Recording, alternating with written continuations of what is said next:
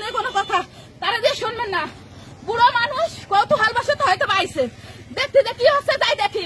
এই জনগণের কি রাস্তা বেরোনোর অধিকার নাই? জনগণ রাস্তা বেরোতে পারবে না, তারা দেখতে পারবে না দেশে কি হতেছে।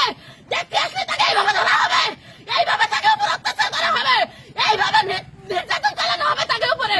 কেন? কিসের জন্য? কিসের জন্য? জবাব চাই, জবাব চাই, জবাব আমার চাই, আমার জবাব দিতে হবে। আমার বাবার কিসের ভিত্তিতে তারা ধরে নিয়ে গেছে, কেন ধরে নিয়ে গেছে, এর বিচার আমি চাই, এর জবাব আমি চাই, এর জবাব না দিলে এই জায়গা আটকে হবে।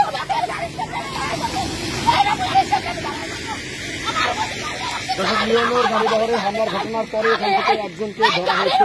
এর জন্য কিন্তু তার মেয়ে এসে গাড়ি ঠিক সেই সড়কের উপরে দাঁড়িয়ে শুধু কিন্তু কথা বলছেন।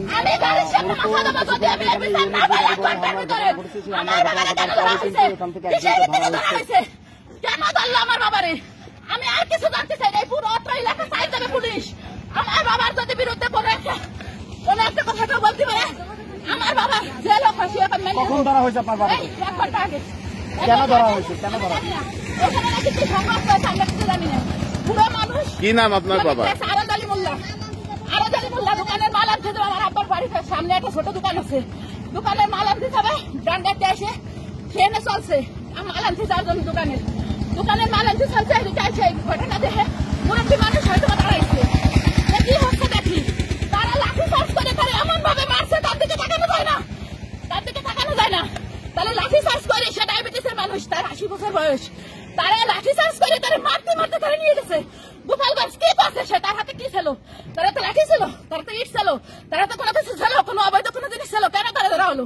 সে একজন বৃদ্ধ মানুষ, তারা কি করতে পারতেন? আপনারা দাবড়ায় বাড়ি পাঠিয়ে দিতে পারতেন। কেন তারা ধরে নিয়ে গেলেন? কিসের জন্য ধরে নিয়ে গেলেন?